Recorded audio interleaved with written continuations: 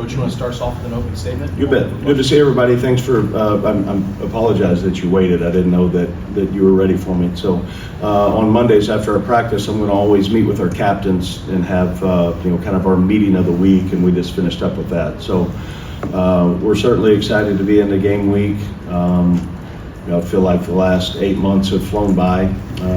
We're in a position that we're getting close to being game ready at every position. The number of reps that each group has had, the situational football. I was just talking to our captains about it, and I will again with our team tomorrow.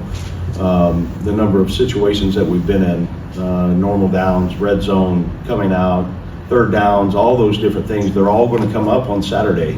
And I feel like that we've trained and we're in position now. The confidence that you build in your preparation and in your habits will show up on Saturday. So I think we're getting close at a number of positions to know what the first group will look like as we take the field in every area, in the kicking units, and then offense and defense, and then how many guys beyond that will be game ready and will be in the rotation. And over the years, I've always learned that I think it's really a positive to, every single guy on the roster should know exactly what their role is going to be on Saturday. And that'll be communicated to them, whether it's by series or play number. Certainly things happen throughout the games that, with an injury or things could happen, but I want guys to understand exactly where it is going into the game. So I think, I've felt like practice this morning was, we moved with urgency. I thought there was really good attention to detail in our communication, especially on defense. I thought offensively we were crisp in this plain catch, and then, getting a hat on a hat, running the ball. Our guys, there's excitement, and there should be, going into all the work that they've put in now, and now get a chance. You're not guaranteed anything other than the next opportunity, and for us, it's what a great opportunity for us to play at home, Ross-Ade Stadium, and I'm thrilled about the opportunity to watch our team compete, and in front of the home crowd. I've dreamed about this, thought about it, and can almost feel it at this point. So excited to see our team go compete and play together, play hard, and put our version and our brand of football out there. And I know our guys are certainly excited about it. And our staff has worked extremely hard, everyone, not just assistant coaches, but you look at every department that touches your student athletes on a daily basis. We could not be to the point we are without the great help that we have. And very, very appreciative of them in every way. And I thought we had a successful fall camp.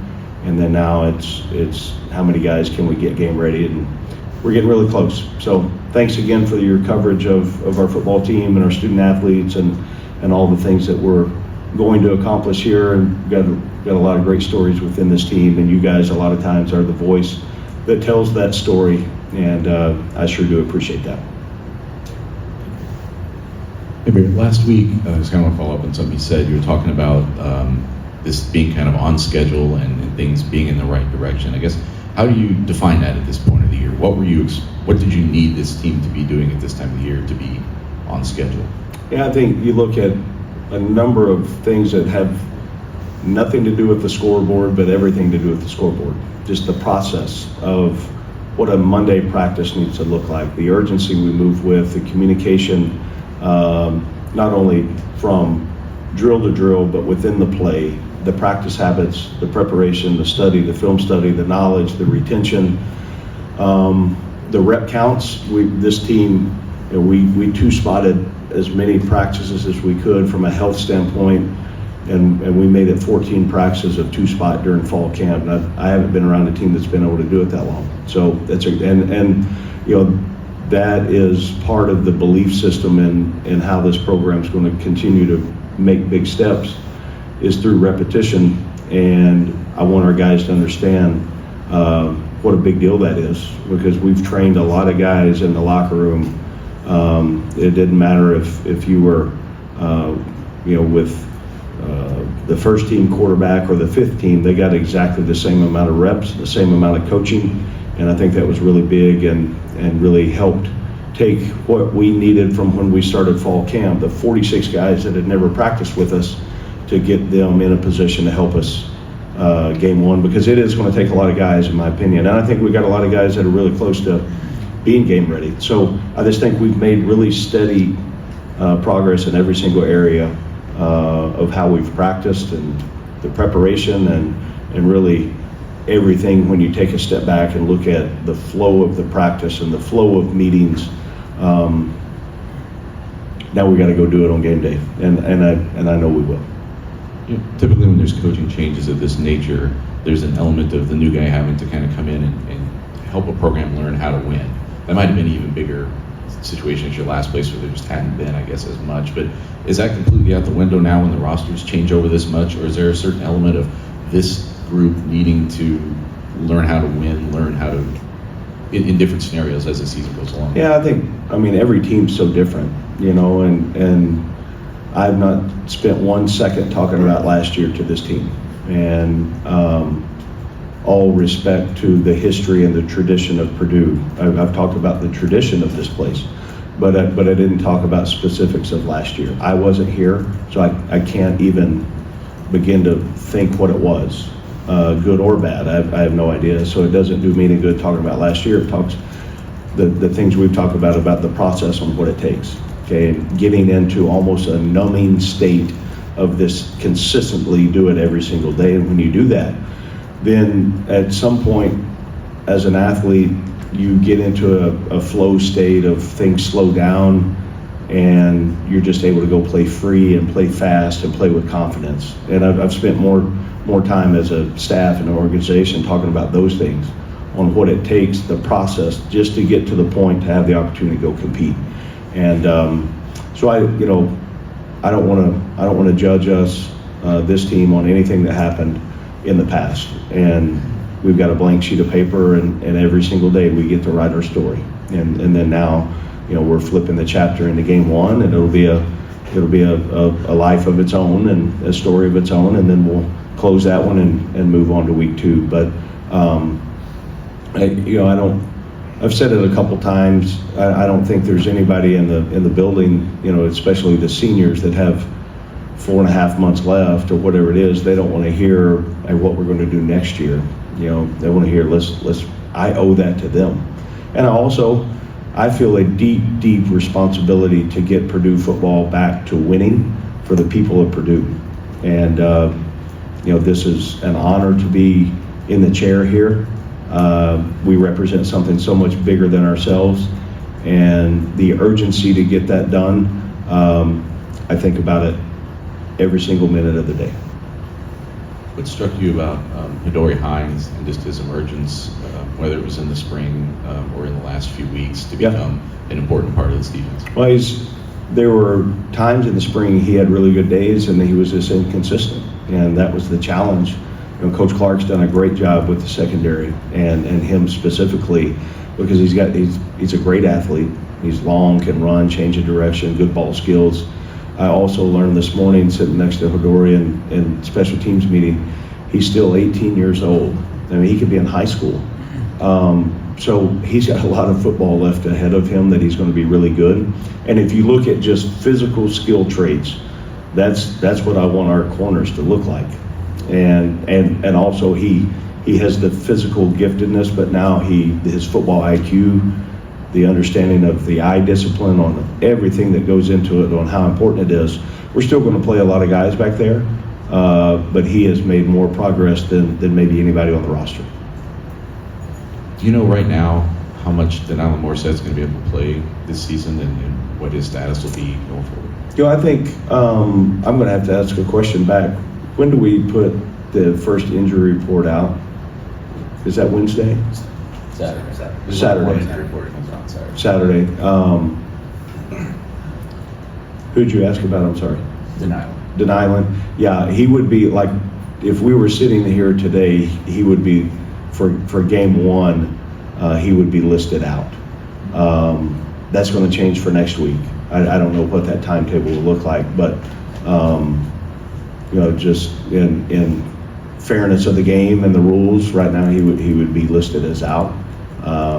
I think he's going to be a fast healer, and I don't know what the time frame will be. I never want to list a guy out unless I know absolutely certain that he's going to be, because people heal differently, they respond differently to treatments. But right now, for game one, he would be out, and then we'll take next week as next week gets here. Kind of going off of that, to be entering game one as healthy as you are and as physical as some of your practices that we've seen, is this about what you could all hope for, I guess? Well, you look at, again, it's everybody that's part of the organization on how important it is. Okay, if you look at what Coach Rowe has done in the weight room since we got here in January on building the team, you look at what nutrition and Katie has done in fueling our team. You look at the buy-in from the players on them understanding sleep habits, on understanding hydration, recovery. You look at what Cam has done in sports medicine. You look at how we have practiced really, really physical, but we practice smart. So then the assistant coaches on teaching them what it's supposed to look like. That again goes back organizationally speaking on how you can get a lot of really good work in. And you can practice physical, you can tackle, but you've got to practice smart, and then really you need some luck on your side too. And I'll take all that we can get. Regarding the captains, 8 seems like a lot to me. Is that normal standard, or I guess is it just the votes were that close that it was worth having 8 captains? I mean, it means a lot to you in comparison to what? We see how many guys go out for the coin flip, and I know there may be more captains beyond that, but the rule is you can only send 4 out. Right. So you can have 30 captains, but only 4 can go for the coin flip. So it's a team vote, and then we look at how the votes stacked up. And there were so many votes for the top 4 on both sides. There was no way that we could say, hey, we can have 3 but not 4. And I am in a strong belief of the more leadership we have, the better and the stronger our team is. I also have challenged the guys that didn't get voted captain. That doesn't mean you're not a leader, and how important that is from every classification. So we have a captains group, and then we've got a leadership committee. And I just think the more and more you can talk and develop leadership within your organization, the faster that we can be on the track for success. I think on signing day you spoke about the receivers and what you were looking for in terms of length and athleticism and such, and then building depth. And then that depth got challenged kind of here early in camp. How beneficial is it now that you see you built that depth to where you have guys that can step into those roles? Yeah, I think you always look in recruiting, can he be an impact player year one? And can we get him, does he have the physical traits to go do that? And then are we in a position to coach him to do that? So I think there's different skill sets for every position. The receiving position, obviously we ask them to do a lot. Okay, can they block at the point of attack? Do they have vertical linear speed? Are they able, the ball radius, what does that look like? Catch radius. How do they play when the ball's not in their hand? How valuable are they on special teams? So we're going to have a number of guys that play in those roles here early in the season, and it'll be interesting to see how it goes. And normally, as experience would tell me, that there's going to be somebody that steps up that maybe hasn't shown up every single day in practice that has a huge game. And it's just, they're all getting better in the development of what that looks like. I'm excited about the group. Barry, have you given any thought already to maybe what you're going to say in your pregame speech before you guys hit the field? I don't want to minimize the job that I do or maximize it either way. And I say this very respectful because I had some great coaches I was around. It's just Hall of Fame guys, and I don't remember one pregame speech they gave. And I remember one that was awful, but it wasn't from the head coach.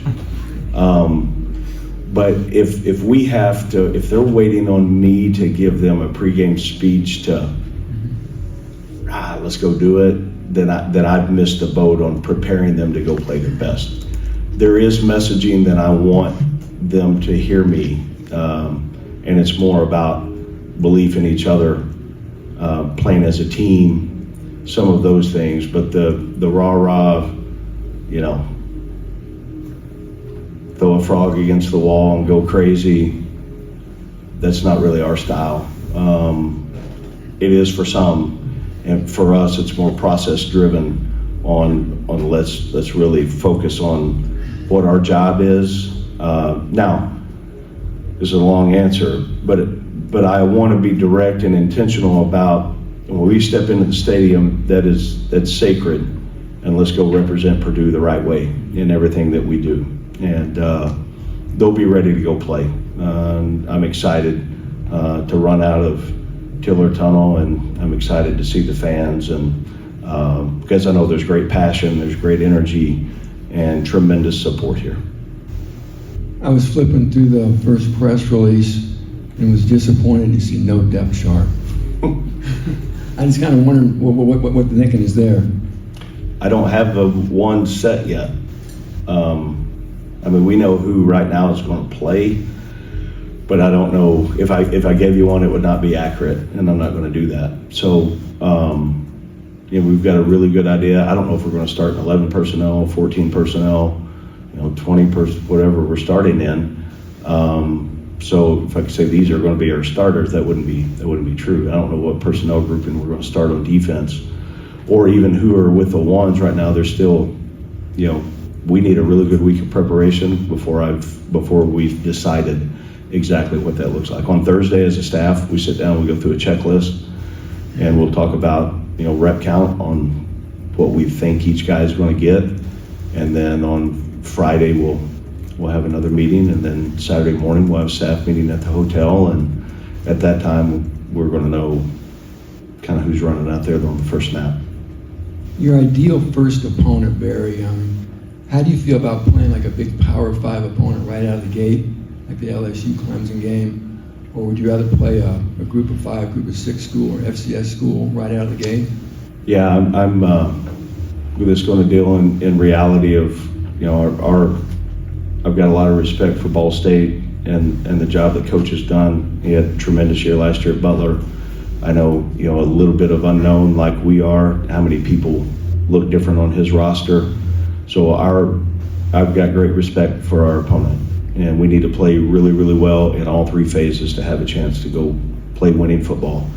And if you prepare the right way, then the opponent should be nameless and faceless, and the opponent is us. I think that Purdue will prove that it doesn't matter who we play in Ross-Ade, the thing's going to be sold out, and they're here to watch the Boilermakers play. And Tom, I'm not trying to be difficult in my answer on this. This is my Super Bowl, and then when this game's over, Southern Illinois is going to be the next one, and we've got to take that approach every single week. How good can we get our team ready to go compete and play this week? And then the schedule is what it is. So we're going to have to play really good ball to have a chance to win. Is it more challenging than ever to prepare for week 1, being that all these schools are going to have so many new players? You can't go back and watch 50 different schools to go find their guys and Well, you can watch them. You have time to. You have to. I mean, I want to know, and some of them didn't play, and some of them played sparingly, but when at least, and you're not looking at anything schematics, you're looking at what is the skill set of the player. So there was a lot of work in the off season. We did that, and then we, did a deep dive on the coordinators of the league of what we're playing to try to get, a jump on those opportunities. And but to answer your question, yeah, I think it is a little more difficult than years ago, and you knew exactly who the returning players were, and because you played them the year before. But I think if you look around the world of college football, most everybody's probably thinking about the same thing going into week 1. So it's a decision on, are you willing enough and trust enough to go see what you see on what that person or player did last year. And they got a couple guys that are listed, I think, as going to play that didn't play last year because of an injury or whatever it was. So there isn't tape on some of those guys. One thing that can be pretty ragged early in seasons is tackling. How did you strike a balance between being physical enough in camp and keeping all your guys on the field? Yeah. Great tackling teams, number one, it comes down to technique and fundamentals, but also comes down to confidence in the play call, the understanding of what their job is to do, leverage angles, pursuit from the other 10 guys on the field. I don't really talk about too much at all about missing tackles. I talk about going and taking your shot at the correct leverage point. And then that's where the pursuit of the other 10 guys, if we miss one, did we miss it because it was fundamental? Did we miss it because schematic? Did we miss it? What are the reasons you missed a tackle? I do feel like we've tackled more in this camp than I have in previous years, just because I do worry about fitting the perimeter, the secondary run support, running out of the stack defensively, just the fits more than the actual tackling, because if we can get the fits right, we'll be a good tackling team. Is there a general kind of relationship you want to establish between offense and defense at Purdue, where you run an offense in a way that it helps your defense, and you run a defense in a way that complements your offense? Yeah, I think you look for and strive for playing complementary football, and it's never going to be by the script on exactly what you want to happen. So if one side is having a tough spot in the game, then the other side, it's our job to pick them up and bail them out. And then the special teams factor for us has got to be our X factor. We got to be really good in special teams. We got to win the field position battle. The average starting position of where our offense gets the ball every time. That's all three phases going in together, and then defensively the same thing, and the turnover margin. But we talk more, team than anything about, well, the offense is going to go score X amount of points a game. Okay, well, whatever it is, at the end of the day, we're going to score more than they do, and it's all three sides' responsibility to get that done. Any more questions for Coach? Sam? Barry, I guess I'm just kind of interested the connection between you and Josh Henson and him as a play caller. How ready is he for this? Obviously, you brought him here to do this, and kind of how excited are you to see him get this chance? Yeah, I'm excited for him, and I saw him, 2 years as a play caller at Missouri, win divisional titles in the Southeastern Conference, and he did it at a very high level. There were parts of times, when he was either at LSU or Texas A&M or USC that he had big parts of either play calls or some of those elements. I think, as the sole play caller, I believe the last time he did that was 2014. But I have great trust in all of our coaches and great belief, and they've got a really good on the offensive side, listening, and I've spent a lot of time in those meetings, just the collaboration within the assistant coaches and all the guys on that side of the ball. I mean, I'll take, for example, Austin Appleby. He's got as strong a voice as anybody else in the room on building the game plan. And they've, not every idea is going to work, but collectively, when you have that number of guys with the experience that they have to build a winning game plan, and the things that you think you can build it doesn't matter what I can go draw on the board on a blitz or a route concept. If we can't teach that to our players, then it really doesn't matter. So we got to be great teachers. Number one, identify what your players do well, put them in position and go do it, and then teach them to be able to go do the things they need to within the play call. And I think Josh has a really good feel for how to build an offense week to week. I mean, every single week we're building, you have your base things you do, but every week you're building a game plan of the week. And I know he's excited about the opportunity, and I'm so thankful that he and Shauna are decided to come here. I just wanted to follow up on kind of what we were talking about with Den Island in your answer to Tom. Would you be in favor at all of, more transparency, across the sport as it comes to roster stuff like that? Or do you want to be in charge of, each little bit and when it gets out, that sort of thing? And appreciating that you've tried to strike that balance this year with us between that, how much access we have. Yeah, number one, the number one job is protect my guys, protect the student athletes. And, there's so many things in today's world of college sport that go into not just rolling out there and playing the game. And I can see that through how it's changed through the wide scope of a 50,000 foot view on really what it looks like. So there's times on on the decisions that we make, it may take some time to understand the reasons why. But in an injury standpoint, number one, I lived, a few years ago, I was at a place and there was a report of an injury during practice, and it got to the player's family before we had a chance to communicate with the family. And that's a tough situation. You don't want to read on social media that your son was hurt, and it was a tough injury. And so I'm trying to protect, also do the things you're supposed to do and be easy to work with, but also protecting our players and the things that they go through every single day. And also, I'd rather not hand our opponent, exactly, hey, this is what we're doing and this is what we look like. So I want them to work a little bit too. So there's a balance there. I understand that, and I'm trying to be easy to work with. I know I'm probably not some of those things. But that last part would be negated if it was across the sport, or across the conference. Yeah, but unless there's a governing policy that's going to actually make that happen, follow through with it, I think there's some maybe unintended consequences that really, some guys do it, some don't. I mean, what's that really look like? I don't know. I know in our conference, it's the best I've seen on the communication piece of what it's supposed to be and what it will be. And that goes back to the leadership of our commissioner. Anything else? All right, thank you, Coach. Thanks, guys. Thanks, Have a great everybody. week. It's very-